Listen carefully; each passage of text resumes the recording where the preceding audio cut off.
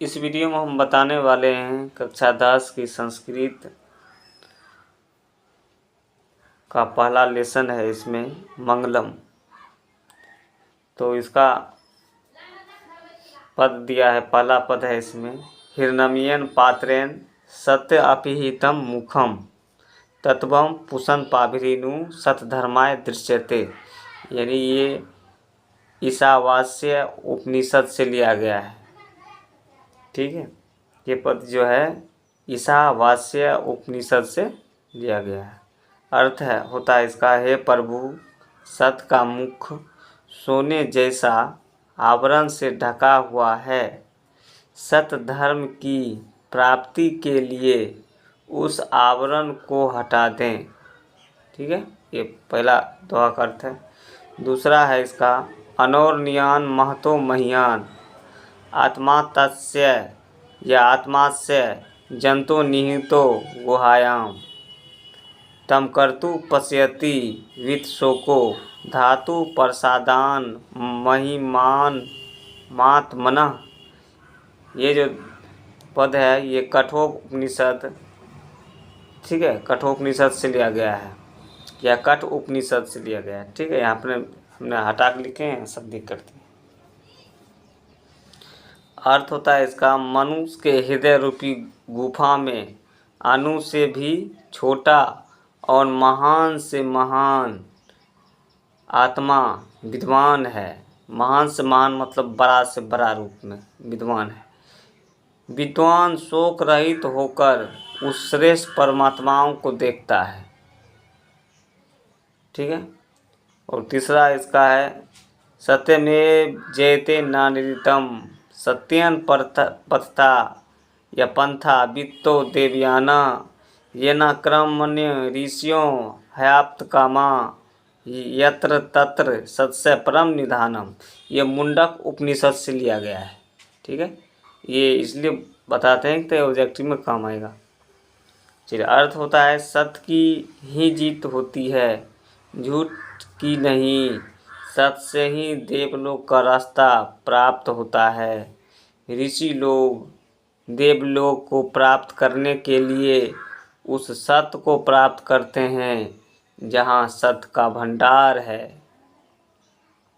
चलिए, अब दुआ है नंबर 4। चौथा इसका, यथा नगः सेंतमाना समुद्रे अस्तम गच्छन्ति नाम रूपे विहाय तथा विद्वान नाम रूपाद विमुक्तो प्रात परम पुरुष मुपैति दिव्यम। ये मुंडक उपनिषद से लिया गया, इसलिए इसको लिख दिए मुंडकोपनिषद। ठीक है, अर्थ होता है, जिस प्रकार नदियाँ बहती हुई अपने नाम और रूप को त्याग कर समुद्र में मिल जाती है, उसी प्रकार विद्वान अपने नाम और रूप को त्याग कर परम पिता परमेश्वर की प्राप्ति करते हैं। ठीक है,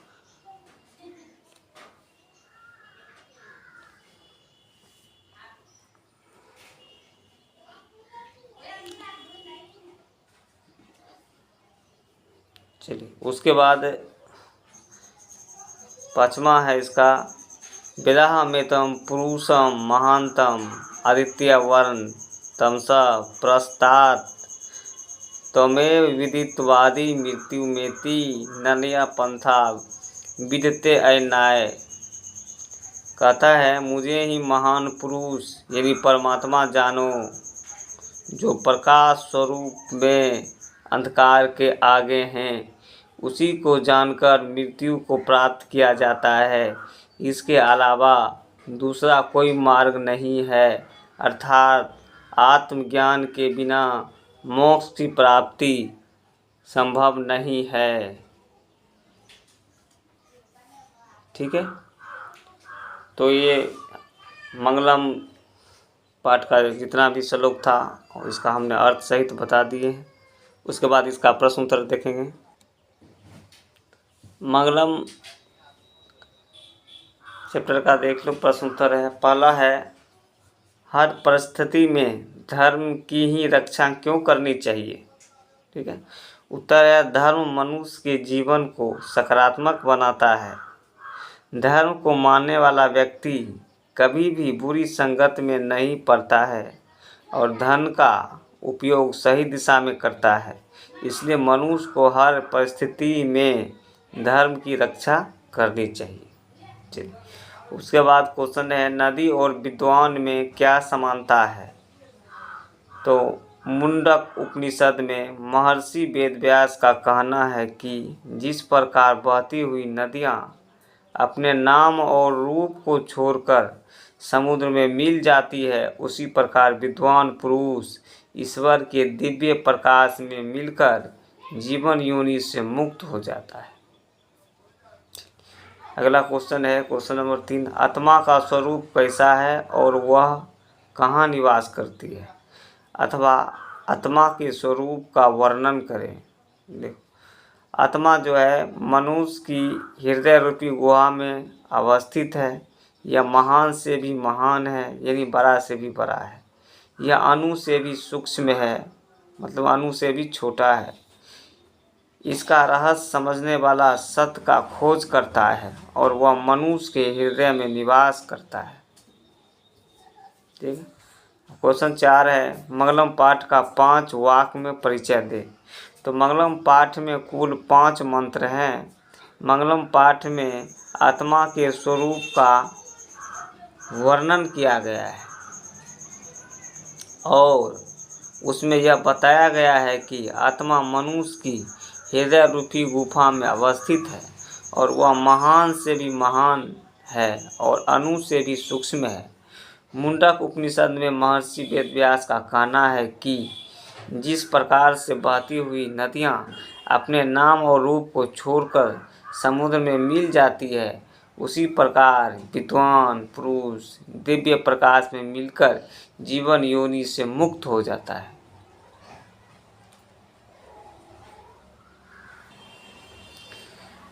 क्वेश्चन नंबर 5 है, विद्वान परमात्मा के पास क्या छोड़कर जाते हैं? तो विद्वान मोह माया त्याग कर, यानी सर्वस्व न्यौछावर कर परमात्मा के पास जाता है। ठीक है। क्वेश्चन नंबर 6 है इसका, मंगलम पाठ में किस सिद्धांत का वर्णन मिलता है? इससे क्या शिक्षा मिलती है? तो मंगलम पाठ में दर्शन शास्त्र के सिद्धांत का वर्णन है। इससे हमें यह शिक्षा मिलती है कि संसार ईश्वर द्वारा व्याप्त और अनुशासित है। तपस्या का एकमात्र लक्ष्य ईश्वर की प्राप्ति होना चाहिए। जगत में श्रेष्ठ पुरुष या परम पुरुष परमात्मा है। ठीक है। क्वेश्चन नंबर 7 है, मंगलम पाठ के आधार पर स्पष्ट करें कि विद्वान पुरुष ब्राह्मण को किस प्रकार प्राप्त कर सकता है? तो मुंडक उपनिषद में महर्षि वेदव्यास ने श्रेष्ठ पुरुष अर्थात ब्राह्मण को प्राप्त करने के उपाय बताए हैं। वे कहते हैं कि जिस प्रकार बहती हुई नदियाँ अपने नाम और रूप को त्याग कर समुद्र में मिल जाती है, उसी प्रकार विद्वान पुरुष अपने नाम को त्याग कर ब्राह्मण को प्राप्त कर लेता है। इस प्रकार संसार के आवागमन के बंधन से मुक्त हो जाता है। आवागमन मतलब जन्म मरण। चलिए, क्वेश्चन नंबर 8 है, मंगलम पाठ के आधार पर सत्य की महत्ता पर प्रकाश डाले अथवा मंगलम पाठ के आधार पर सत्य का स्वरूप बताए। तो सत्य की महत्ता का वर्णन करते हुए महर्षि वेदव्यास कहते हैं कि हमेशा सत्य की ही जीत होती है, झूठ कभी नहीं जीतता। सत्य से ही देवलोक का रास्ता खुला है। मोक्ष प्राप्त करने वाले ऋषि लोग सत्य को प्राप्त करके ही देवलोक जाते हैं, क्योंकि देवलोक में सत्य का खजाना है। क्वेश्चन नंबर 9 है, क्वेश्चन नंबर 9 है, महान लोग संसार रूपी सागर को कैसे पार करते हैं? तो संसार में सत्य की ही जीत होती है और ईश्वर की प्राप्ति सत्य की आराधना से ही होती है। इसलिए महान लोग सत्य धर्म मार्ग का अनुसरण कर संसार रूपी सागर को पार करते हैं। क्वेश्चन नंबर 10 है, नदियाँ समुद्र में कैसे मिलती है? तो बहती हुई नदियाँ अपना नाम और रूप को त्याग कर समुद्र में मिल जाती है। उसी प्रकार विद्वान अपने नाम और रूप को त्याग कर परम दिव्य पुरुष को प्राप्त कर जाते हैं। क्वेश्चन नंबर 11 है, विद्वान मृत्यु को कैसे पराजित करते हैं? तो महान पुरुष अपने को अज्ञानी और दूसरे को ज्ञानी समझकर मृत्यु को पार कर देते हैं, क्योंकि वह जानते हैं कि इस संसार रूपी सागर को पार करने का कोई दूसरा मार्ग नहीं है। क्वेश्चन नंबर 12 है, मंगलम पाठ के आधार पर आत्मा की विशेषता बताएं। मंगलम पाठ में संकलित कठोपनिषद से लिए गए मंत्र में महर्षि वेदव्यास कहते हैं कि प्राणियों की आत्मा हृदय रूपी गुफा में बंद है। यह सूक्ष्म से भी सूक्ष्म और महान से भी महान है। इस आत्मा को वश में नहीं किया जा सकता। विद्वान लोग शोक रहित होकर परमात्मा अर्थात ईश्वर का दर्शन करते हैं। तो ये मंगलम पाठ का जो है, जो प्रश्न उत्तर जो परीक्षा में आते हैं बताएं। अब इसका हम ऑब्जेक्टिव देख लेते हैं। अब हम देखने वाले हैं मंगलम पाठ के ऑब्जेक्टिव क्वेश्चन। पहला है, मंगलम पाठ के रचनाकार कौन है? तो इसका हो जाएगा वेदव्यास, महर्षि वेदव्यास। दूसरा है, उपनिषद के रचनाकार कौन है? तो कौन है? वेदव्यास। तो हम साइड में इसका उत्तर दे दिए हैं। उपनिषद किसका अंतिम भाग है? तो उत्तर है वैदिक साहित्य का।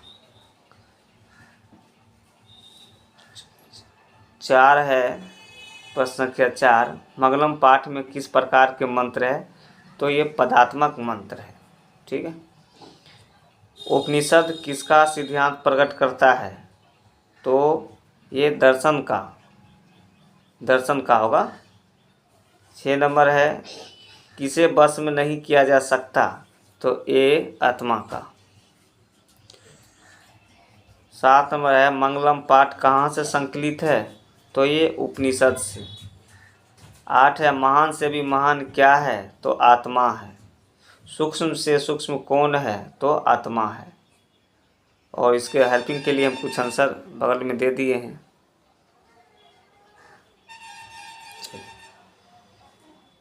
विद्वान शौक रहित होकर किसको देखता है? तो ये देखता है परमात्मा को। ठीक है। 11 नंबर क्वेश्चन है, 11 नंबर क्वेश्चन, सत्य को किसका रास्ता प्रशस्त होता है? या सत्य से किसका रास्ता प्रशस्त होता है? तो देवलोक का। 12 नंबर क्वेश्चन है, यह संपूर्ण संसार किसके द्वारा अनुशासित है? तो परमात्मा के द्वारा। 13 नंबर है, वेदाह मेतम पुरुषम महानतम वीरते अयनाय मंत्र किस उपनिषद से लिया गया है? तो आपको श्वेत्रो उपनिषद से लिया गया है। ठीक है, बी होगा। अनोर्यान महतो महियान या महतो महिमान मात्मना मंत्र किस उपनिषद से संग्रहित है? आपको लिखना है कठ उपनिषद या कठोपनिषद से।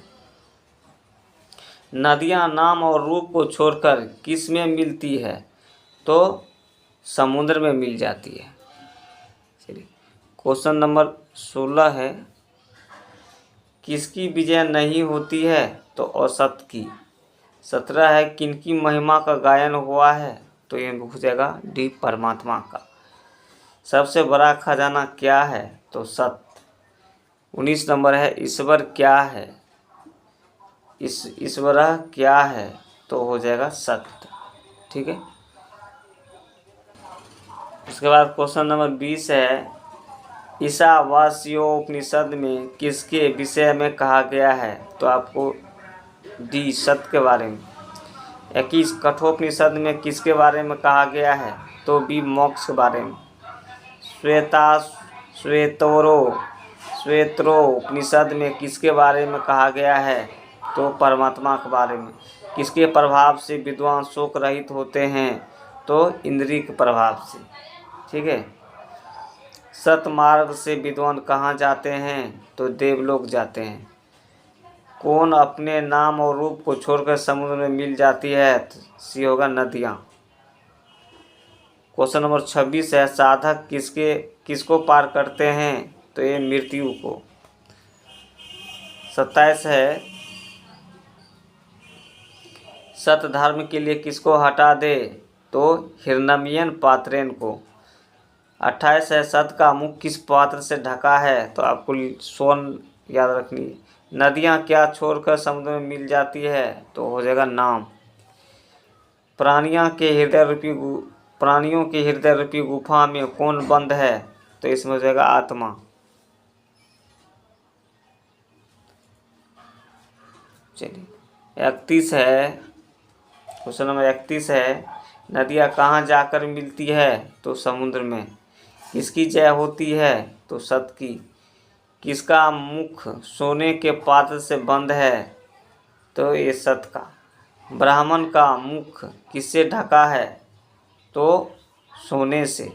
विद्वान अपना नाम छोड़कर किसमें मिल जाती है? तो परमात्मा में।